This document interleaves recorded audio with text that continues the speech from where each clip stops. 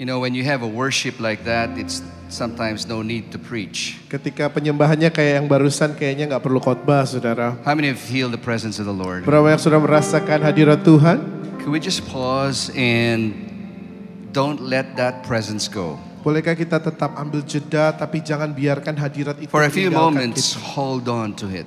Beberapa detik, beberapa momen ke depan, saudara, mari pegang hadirat itu. There's too many distractions in our lives. Ada begitu banyak distraksi pengalih perhatian. And dalam hidup sometimes kita. we need to make a choice to hold on to what is good.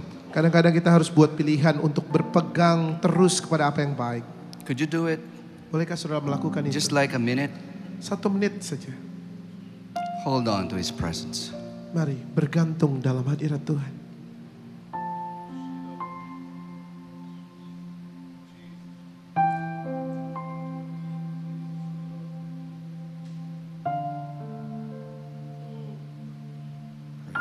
Thank you, Jesus.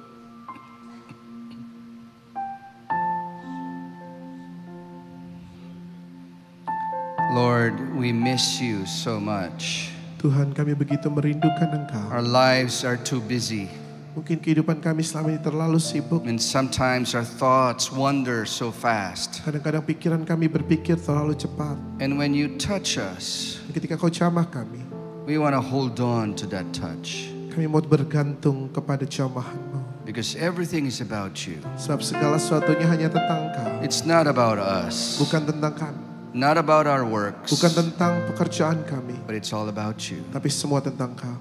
I pray in the name of Jesus Aku berdoa dalam nama that Yesus. today you would mark this message in our hearts. Biar Kau sendiri yang memeteraikan pesan ini dalam hati kami. That we will never forget Sehingga kami tidak pernah lupa. all the way until the day we go home in your presence. Sampai kami pulang masuk ke dalam hadirat-Mu. We'll keep it strong in our hearts. Biar sungguh jadikan pesan ini kuat dalam hati kami. In Jesus' name we pray. Dalam nama Yesus kami berdoa. Amen. Amin. Can we give the Lord a clap offering? Berikan Amen. tepuk tangan yang meriah bagi Yesus. Amen. It's so good to be back in GC. Satu kebahagiaan besar boleh balik ke GC, saudara. I saw this church when it started, Saya melihat gereja ini ketika pertama kali dimulai. and this is their third location, is it? Dan ini lokasi ketiga kah? Kedua. Second, right, second. Okay, and it's just amazing to be here. Luar biasa boleh ada di tengah-tengah Bapak Ibu. What I would share with you is very strong and very important. Sesuatu yang saya bagikan pagi ini adalah sesuatu yang kuat dan sangat penting.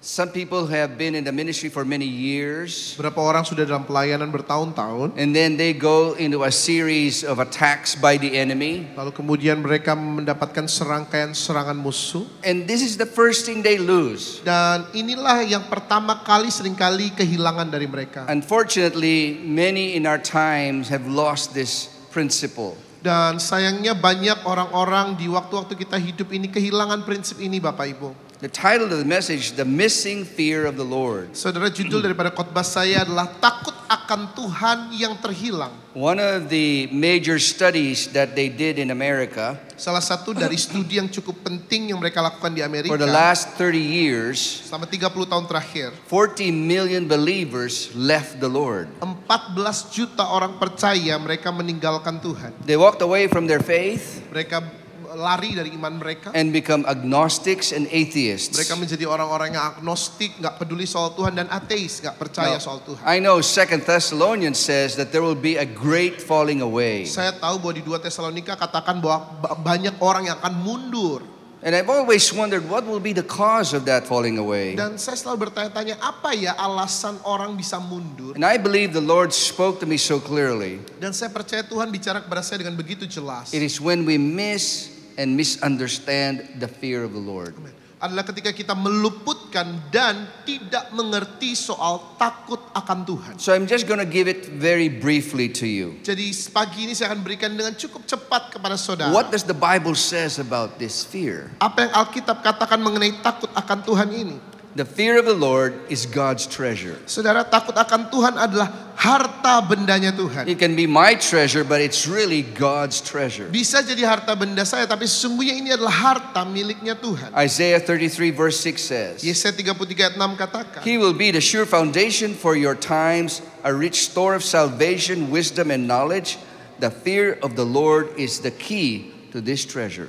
Bahasa Indonesia katakan, masa keamanan akan tiba bagimu, kekayaan yang menyelamatkan ialah hikmat dan pengetahuan. Takut akan Tuhan itulah harta benda Sion.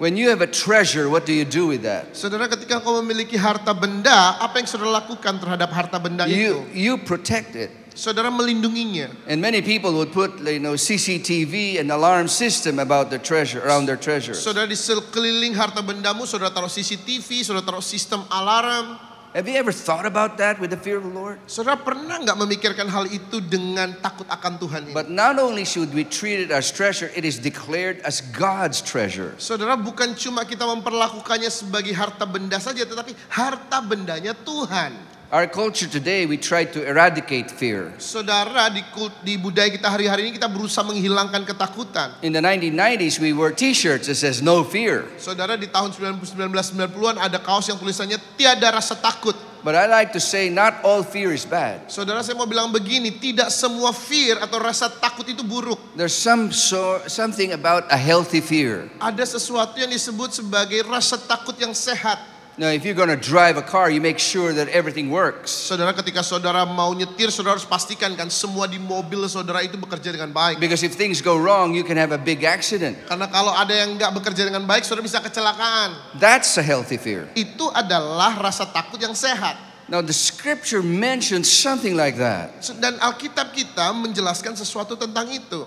It's not only our treasure, but the fear of the Lord is our protection. Bahwa takut akan Tuhan bukan hanya harta benda, tapi juga adalah perlindungan kita. It's not fear of punishment or fear of danger. Bukan takut akan bahaya atau takut akan hukuman. It emphasizes a deep, deep reverence and a sense of awe for the Lord. Saudara, menekankan mengenai penghormatan yang begitu dalam kekaguman akan Tuhan. I noticed this in the life of the Hebrews and Moses. Saudara, saya memperhatikan ini dalam kehidupan orang-orang Ibrani dan Musa. Most of the Hebrew people who left Egypt from something that is really hard and difficult. Orang-orang Ibrani yang keluar dari Mesir, mereka keluar dari Mesir dari sesuatu yang sangat sukar, sesuatu yang sangat sulit. They were oppressed in Egypt. Di Mesir mereka tadinya Their ditindas. babies were killed. Saudara, bayi-bayi mereka They dibunuhi. worked their lives, their sweat and tears until they pleased the Egyptians. Mereka hidup di Mesir, saudara, penuh peluh, penuh air mata sampai mereka bisa keluar dari Mesir. They live in the slums and they're so poor.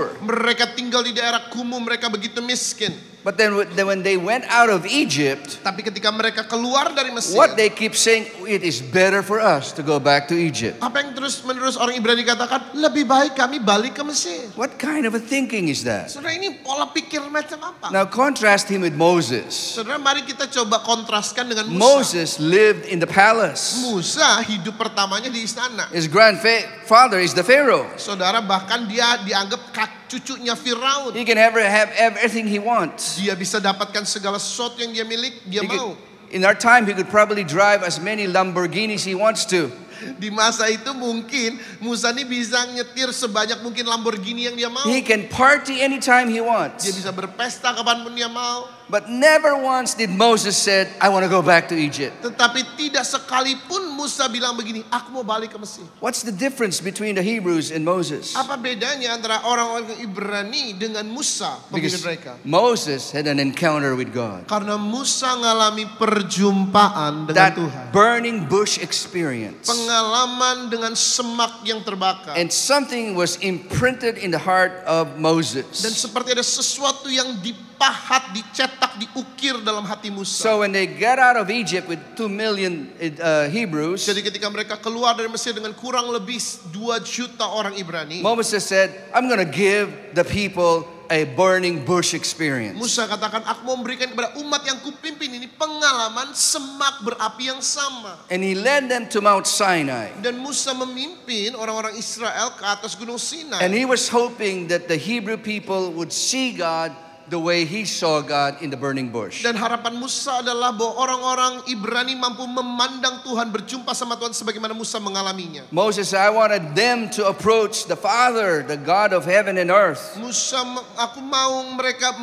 mau mereka menghadap atau mendekati Tuhan yang mempunyai langit dan And bumi. God says, I'm coming down to Mount Sinai. Tuhan bilang, aku akan turun ke Gunung I Sinai. want the people to draw unto me. Aku mau umatku mendekat kepadaku. So he gave instructions, prepare and wash yourselves for 2 days. Jadi Tuhan memberikan instruksi, engkau harus membasuh dirimu selama 2 hari, bersihkan dirimu, persiapkan dirimu. Wash the Egypt out of you. Engkau harus membasuh sehingga Mesir itu bisa bersih Wash keluar away daripadamu. that kind of a thinking. Engkau harus membasuh, mencuci semua jenis pemikiran yang And you lama. are going to see me. Dan engkau dapat berjumpa dengan aku. Just like Moses saw me. Sebagaimana Musa berjumpa dengan aku. But when God came down to the mountain, Tapi ketika Tuhan turun di gunung itu, you know what happened? Bapak Ibu tahu apa yang The terjadi? people ran away. Saudara, umat Tuhan malah lari pergi. Why? Mengapa? There's too much Egypt in them. Karena di dalam mereka terlalu banyak Mesirnya. And Moses was completely confused. Dan Musa bingung banget. Then he says in Exodus chapter 20 verse 20, Sehingga di Keluaran 20 ayat 20, Moses said to the people, do not fear, Musa katakan kepada umat for Tuhan, God has come to test you, janganlah takut sebab Allah datang dengan mencoba kamu. and that his fear may be before you so that you may not sin. Supaya takut akan dia ada padamu dan kamu tidak berbuat dosa. What is the test? Apa ujiannya? Apa cobaannya? Is the test whether the people will greatly understand the fear of the Lord. Apakah umat Tuhan dapat mengerti sungguhnya apa itu takut akan Tuhan? Now it's kind of confusing when you read it in English. Saudara, dalam bahasa Inggris mungkin agak bingung ya kita Do not bacanya. fear, Jangan takut, but you might should receive the fear of the Lord. sehingga engkau dapat menerima takut akan Tuhan. Moses was differentiating between being scared of God and having the fear of the Lord. Musa lagi membedakan antara engkau merasa ketakutan akan Tuhan dengan ada rasa takut There's two akan different Tuhan. things about that. Ada 2 hal yang berbeda tentang hal itu. When you have something to hide, you will run away from God. Ketika engkau memiliki sesuatu untuk engkau sembunyikan, maka engkau akan lari When pergi you dari have something Tuhan. to hide, you'll be scared of God. Ketika engkau memiliki sesuatu untuk kau sembunyikan, maka engkau akan ketakutan Just sama like Tuhan. Adam and Eve. Sebagaimana Adam dan Hawa. When they sinned, they ran away from God. Ketika mereka melakukan dosa, maka mereka lari pergi dari Tuhan. But when somebody has nothing to hide, they will run towards God. Tetapi ketika seseorang tidak punya apapun yang harus disembunyikan, maka mereka akan lari mendekat kepada That's what it Tuhan. means to have the fear of the Lord. Itu maksudnya memiliki takut You're akan not Tuhan. going to be scared of Him. Engkau bukan ketakutan akan You're going to dia, be attracted to Him tetapi engkau malah tertarik kepada dia. because it is your protection. Karena Tuhan adalah, takut akan Tuhan adalah The perlindunganmu. Bible says the fear of the Lord is the fountain of life. Alkitab katakan bahwa takut akan Tuhan adalah sumber mata air kehidupan. Proverbs 14:27 says, Amsal 14:27. the fear of the Lord is a fountain of life to turn away from the snares of death. Takut akan Tuhan adalah sumber mata air, bahasa Inggris katakan begitu, kehidupan sehingga orang terhindar dari jerat maut. When you have a fountain, it keeps on flowing. Ketika saudara punya sumber mata air, maka mata air itu akan terus-menerus mengalir. When you have the fountain of life in your life, you will turn away all the snares of death. Ketika mata air kehidupan itu ada dalam hidupmu, maka semua jerat maut akan dilibas bersih.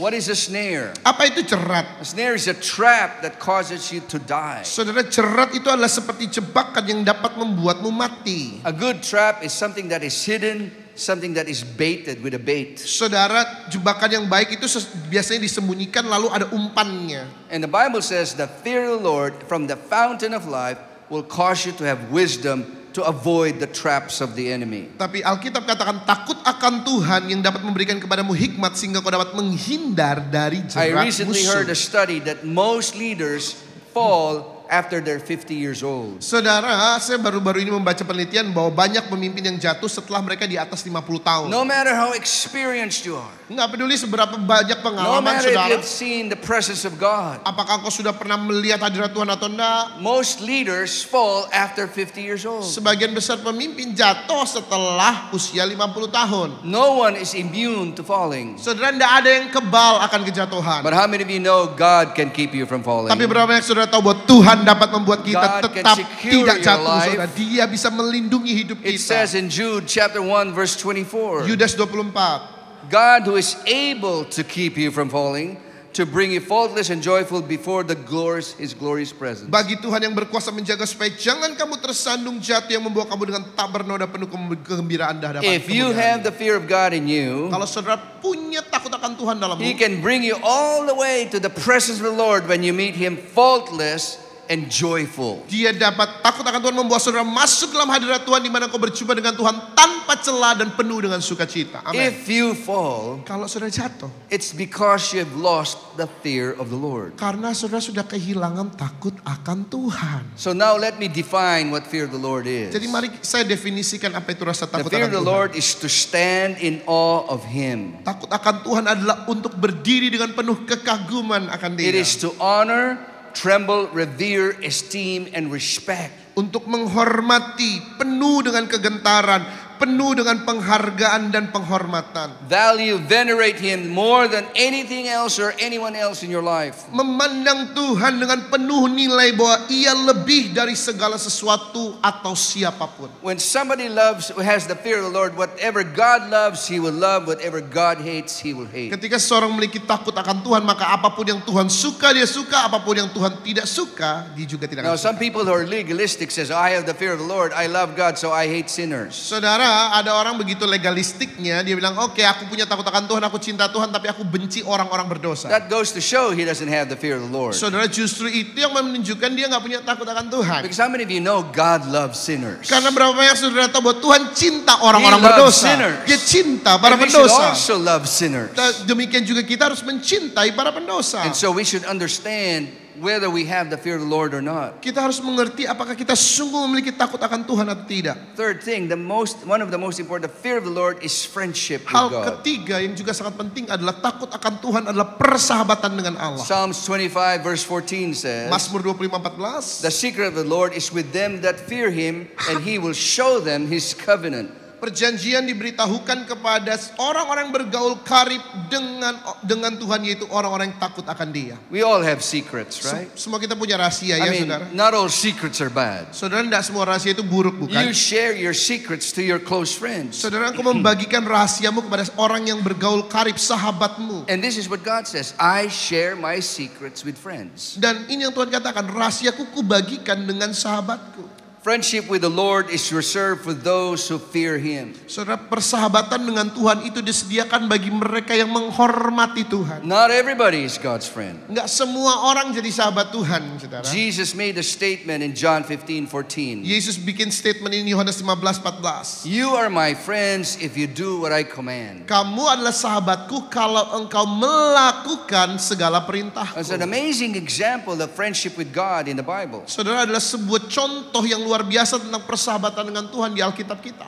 It's with Abraham and God the Father. Yaitu antara Abraham dengan Allah Bapa. Imagine that God calls Abraham the friend of God. Bayangkan saudara, Abraham ini dipanggil sahabatnya Allah. And we get a glimpse of this relationship. Dan kita memperoleh secercah bayangan daripada hubungan mereka. I look at like this, like one day God the Father says, Abe, what do you think? Let me destroy Sodom and Gomorrah. Suatu hari tiba-tiba Allah Bapa datang kepada Abraham dan bilang, panggilannya saudaranya, Abraham, bagaimana menurut kamu? Because they're so evil. Aku mau hancurkan Sodom dan Gomorrah, mereka jahat banget. In fact, the Bible says God had a discussion. Will we not share it to our friend that we will destroy Sodom and Gomorrah? Bahkan Tuhan sendiri bilang begini, enggak mungkin kan kita tidak memberitahu kepada sahabat kita bahwa kita mau hancurkan Sodom dan So he Gomorrah. talks to Abraham. Jadi Tuhan ngobrol sama Abraham.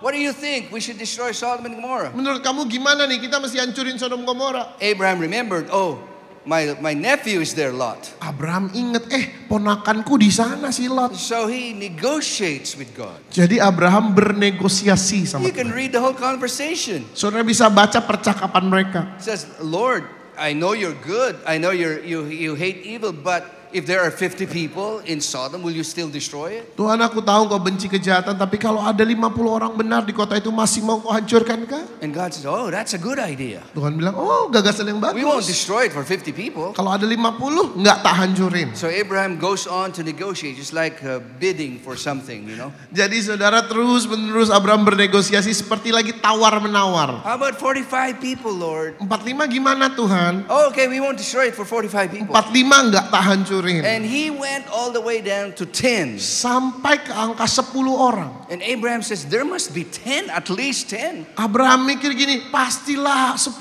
masa nggak ada sih, harusnya ada You dong. know, it's so interesting that the Bible literally says that Lot was a righteous man. Saudara, Alkitab catat loh, Lot ini orang benar. So that's one down. Ada 1 berarti ya, 9 more. tinggal 9. And so Abraham stopped at 10. Tapi Abraham berhenti di titik 10. But the Lord understood there was not even 10. Tuhan ngerti bahwa 10 aja nggak ada, saudara. So God sends 2 angels to have mercy on Lot. Jadi Tuhan kirim 2 malaikat untuk meluputkan Lot. Now the Bible says that Sodom and Gomorrah was having marriage and having good, buying and selling. Saudara, di Sodom dan Gomora orang kawin mengawinkan, mereka jual beli berdagang. Meaning to say the economy was good. Dengan kata lain, saudara, Sodom Gomora ini ekonominya lagi bagus. They're not even aware in 24 hours they will all be obliterated. Mereka bahkan tidak menyadari bahwa dalam 24 jam ke depan mereka akan dimusnahkan. Now Lot was a righteous man. Saudara, Lot orang benar. That's according to the Bible. Menurut Alkitab loh ya. And he has no clue that the whole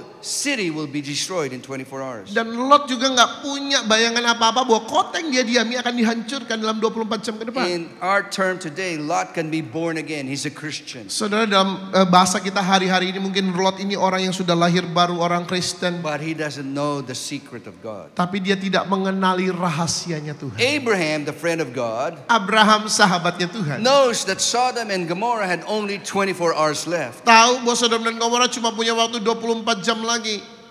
So you can be like Lot, righteous man, and not know the secrets of God because you're not a friend of God. Saudara bisa jadi kayak Lot, saudara orang benar tapi tidak tahu rahasianya Tuhan, saudara, karena engkau bukan sahabatnya Tuhan. Do you know the secrets of God?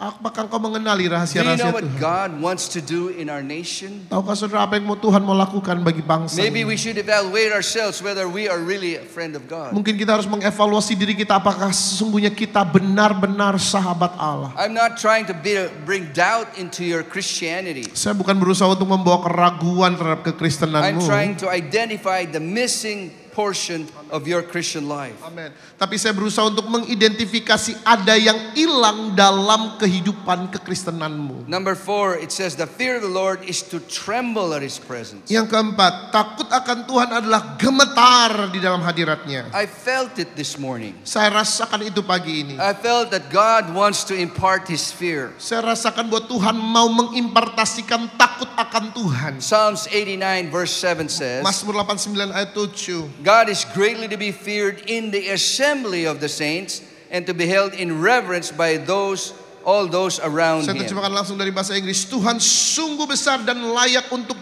diberikan rasa takut di antara orang-orang kudusnya, dihormati di antara orang-orang sekitar. We had a Jesus Revolution gathering in the Philippines. Saudara, di Philippines ada pertemuan Jesus Revolution. Around 8,000 to 9,000 people were there. Sekitar 8-9 ribu orang ada di sana. As people were leading in worship like this morning, Dan kemudian ketika pujian penyembahan dinaikkan olai para pemimpin pujian seperti pagi presence ini, of the Lord came down. hadirat Tuhan turun. The worship team stopped playing. Dan tim pujian penyembahan berhenti main. Everybody's knelt down. Semua orang berlutut. All the pastors around me says, I dare not go up the stage. Semua pendeta sekitar saya bilang, aku tidak berani naik ke atas mimbar. They felt the fear of the Lord. Mereka merasa ada takut akan Tuhan. Not even the worship leader would stand up. Bahkan pemimpin pujiannya tidak berani berdiri, The saudara. presence went beyond the usual presence. It went to the point that God was imparting the fear of the Lord. Saudara, hadirat Tuhan itu lebih daripada hadirat yang biasa yang kita rasakan. Sebagaimana Tuhan sedang mengimpartasikan takut akan dia. I couldn't go on stage.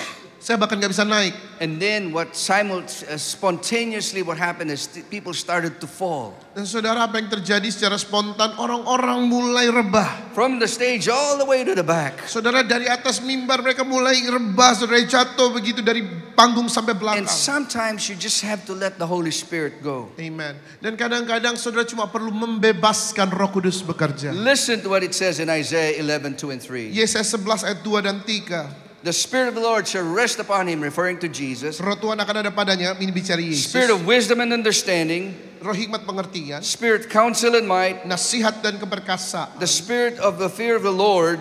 Roh takut akan Tuhan. His delight is in the fear of the Lord. Sebab kesenangannya ialah takut akan Tuhan. Jesus' delight is in the fear of the Lord. Saudara dengar, kesenangan Yesus itu takut akan Tuhan. It goes beyond the spirit of counsel and might. Melampaui roh nasihat keperkasaan. It says also that the fear of the Lord is to bring you trembling at His word. Saudara dikatakan bahwa takut akan Tuhan membuat engkau gemetar terhadap firman-Nya. Philippians 2:12 and 13. Filipi 2:12 dan 13. Therefore, my beloved, work out your salvation with fear and trembling, for it is the Lord who works in you both to will and do His good pleasure. Sebab itu saudara-saudara kasih kerjakanlah keselamatanmu dengan takut dan gentar, sebab Allah lah yang mengerjakan di dalammu seturut dengan keinginan hatinya. You know why Lucifer fell and became Satan? Tahukah saudara kenapa Lucifer bisa jatuh kemudian jadi setan? You can read it in Isaiah chapter 14. Yesaya 14 Bapak Ibu bisa baca. It says, I will be higher than God. Dia berkata dalam hatinya, aku mau lebih tinggi dari Tuhan. I will receive worship from the Lord. Aku mau menerima penyembahan yang seharusnya kepada Tuhan. He tried to defy the authority of God. Dia berusaha untuk menafikan, meniadakan otoritas Tuhan. He lost the fear of the Lord. Sebab Lucifer kehilangan takut akan Tuhan. In fact, he wanted to tempt Jesus to fall into the same sin. Bahkan dia ingin mencoba Yesus untuk jatuh pada dosa yang sama. Leviticus chapter 10 verse 3. Imamat 10 ayat 3. By those who come near me, I must be regarded as holy. Terhadap orang-orang mendekat kepada aku, maka mereka harus memandang aku sebagai Allah yang kudus. Brothers and sisters, Saudara-saudariku, listen carefully. dengar baik. This is something I pray you will never forget. Ini adalah sesuatu yang saya doakan Bapak Ibu tidak pernah lupakan. We must have the fear of the Lord. Amen. Kita harus memiliki takut akan Tuhan. I'll give you one last story Satu kisah terakhir. in the book of Acts. Kitab Kisah Para Rasul. And this is amazing. Ini luar biasa banget. Acts 12:21 to 23. Kisah Rasul 12 ayat 21 sampai 23. On a day set, Herod, arrayed in royal apparel, this is King Herod, Saudara, ini adalah Raja Herodes. sat on his throne and gave an oration to the people. Satu hari ditentukan Herodes mengenakan pakaian kerajaan, berpidato di atas tahtanya kepada, And the people kept shouting, the voice of God and not of man. dan rakyatnya bersorak membalasnya, ini suara Allah bukan suara And manusia. immediately the Lord struck him because he did not give glory to God, and he was eaten by worms and died. Dan seketika itu juga ia ditampar sama Tuhan karena ia tidak memberi hormat kepada Allah, dan ia mati dimakan cacing-cacing.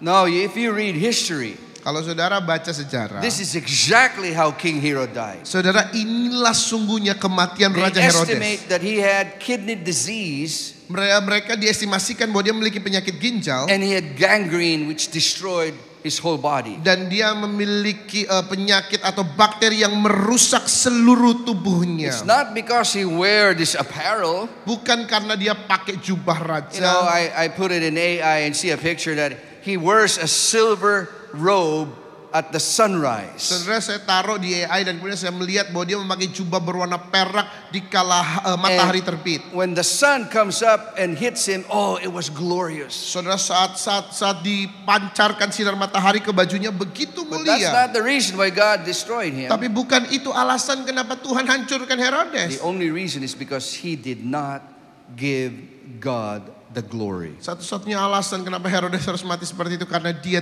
tidak mengembalikan kemuliaan atau memberikan kemuliaan itu kepada How many Tuhan. of you been blessed by God? Berapa yang sudah diberkati Tuhan melalui Come on, kehidupan if you saudara? receive a blessing from the Lord. Kalau saudara sudah menerima Your berkat dari family, Tuhan, your job, your keluargamu, business. pekerjaanmu, bisnismu. Question I ask, did you give him the glory? Pertanyaannya adalah dalam semuanya itu apakah engkau memberikan kemuliaan kepada dia? That would also mean every politician and every person who has authority God has given. Ini juga berarti seluruh politisi, semua orang-orang yang memiliki kekuatan otoritas apa yang Tuhan We berikan. must give him the glory Kita harus memberikan kemuliaan for cuma kepada every Tuhan. breakthrough, Untuk setiap for terobosan, every blessing, untuk setiap berkat, for everything that God has done to us. untuk segala sesuatu yang Tuhan lakukan kepada kita. Because then you preserve the fear of the Lord in your life. Karena ketika engkau lakukan itu, maka engkau sedang tetap menjaga takut takut akan Tuhan itu ada dalam hidupmu. Amin. Now I will be inviting you to give him the glory. Saya akan mengundang saudara untuk memberikan kemuliaan cuma buat Tuhan. But there's a story I'd like to say. Tapi ada satu kisah yang saya ingin bagi. 1990s, there was this man called Jim Baker. Tahun 1990 ada satu orang namanya Jim Baker. He became globally famous. Jim Baker ini terkenal banget sedunia. He has a big ministry. Pelayanannya besar. When he preached with fire. Ketika dia berkhotbah penuh api. Then afterwards, he fell into sin. Tiba-tiba dia jatuh dalam dosa. And he was charged with fraud with the money that he got. Saudara, kemudian dia dituduh telah melakukan penipuan atau penggelapan terhadap uang yang didapat. He was sentenced to 45 years in prison. Saudara, hukuman yang dijatuhkan adalah 45 tahun penjara. He lost everything. Dia kehilangan semuanya. He lost his family. Dia kehilangan keluarganya. Now something happened in 5 years. The judge commuted the sentence and he is released. Dan saudara, tetapi ada sesuatu yang terjadi sehingga hakim pada akhirnya memutuskan hukumannya dipotong jadi cuma 5 tahun. One leader visited him in prison. Tapi satu pemimpin temannya datang kepada dia, kunjungi dia di gereja, What di happened penjara. to you? Kamu kenapa? You were so on fire for God. Dulunya kamu berapi-api buat Did you Tuhan. lose your love for Jesus? Apakah engkau kehilangan cintamu? Did you lose your love and intimacy with him? Apakah engkau kehilangan cinta dan keintimanmu dengan Yesus? You know what he said? Saudara tahu apa yang Jim Baker katakan? No, I never lost my love for Jesus. Aku tidak pernah kehilangan cintaku. While you're committing Yesus. adultery, you still love him? Ketika engkau berzina, masihkah engkau mencintai Yesus? While you're stealing money from people, you still love him? Ketika engkau menggelapkan uang, mencuri uang dari orang lain, maka apakah engkau masih mengasihi He says, Yesus? all through my sin, I still loved him. Dalam seluruh dosa yang kulakukan, aku masih mencintai Yesus. But I lost the fear of the Lord. Tapi aku kehilangan takut akan Tuhan. And he says, there are many Christians today Banyak orang Kristen hari ini, who says they love Jesus, mereka bilang mereka cintai would Yesus. come to church, Mereka datang ke gereja, but have lost the fear of the Lord. tapi mereka kehilangan takut akan Tuhan. Brothers and sisters, Saudara-saudariku, I challenge you. saya memberikan tantangan ini buat Bapak Ibu. Every morning, Setiap pagi, Lord, baptize me with the fear of the Lord. bilang sama Tuhan, Tuhan baptis aku dengan takut akan Every Engkau. time you come and see God blessing you, Setiap kali saudara datang dan melihat berkat Tuhan nyata atas hidupmu, Lord, bless me with the fear of the Lord, biar Engkau memberkati aku terlebih dahulu dengan takut akan Engkau ya Tuhan. so I'll never lose it Sehingga aku tidak pernah kehilangan itu in my lagi. whole life. Seumur hidupku. Can I ask you to bow your heads Mari tundukkan kepala kita sama-sama. and come to the Lord in prayer? Datang kepada Tuhan di dalam doa. If you want to say with me, Pastor Jerome, Kalau saudara mau katakan sama-sama saya, Pastor Jerome, I just want to receive and refresh the fear of the Lord in my life. saya mau menerima takut akan Tuhan yang baru dalam hidup saya. How long has it been? Sudah cukup lama. 1 year, 2 years? Apakah 1 tahun, 2 tahun, 5 years, 5 10 years? 5 tahun, 10 tahun. Before you cultivated the fear of the Lord in your life? Sebelum kau dapat membangun kembali takut akan Tuhan dalam hidupmu. I'll give you a chance right now. Saya berikan tantangan ini kepada saudara. Lord, give me your fear. Kau mau bilang sama Tuhan, Tuhan berikan kepada aku takut akan I Engkau. will not run away. Aku tidak mau lari darimu. I'll run to you. Aku mau lari kepadamu. If you say that, I want to receive it right now. Kalau saudara orang mengatakan itu bahwa engkau mau I menerima ask takut akan you Tuhan, to stand saya minta saudara bangkit berdiri. and join me in this prayer Dan mari bergabung bersama-sama dengan saya dalam to doa. receive His fear. Untuk menerima takut akan Tuhan A sekali fresh lagi. from God. Sebuah jamahan yang Not segar. just a feeling, Bukan cuma sekedar perasaan. but a strong respect, reverence, and awe of the presence of God. Tapi sebuah penghormatan, kekaguman yang kuat akan Tuhan. How do you do it? Bagaimana saudara melakukan? You raise your hands to the Lord. Angkat tangan kita di hadapan Tuhan. Give Him the glory. Berikan kemuliaan cuma buat Dia. Give Him glory for every single blessing you receive. Segala kemuliaan hanya bagi Dia untuk setiap berkat yang saudara terima.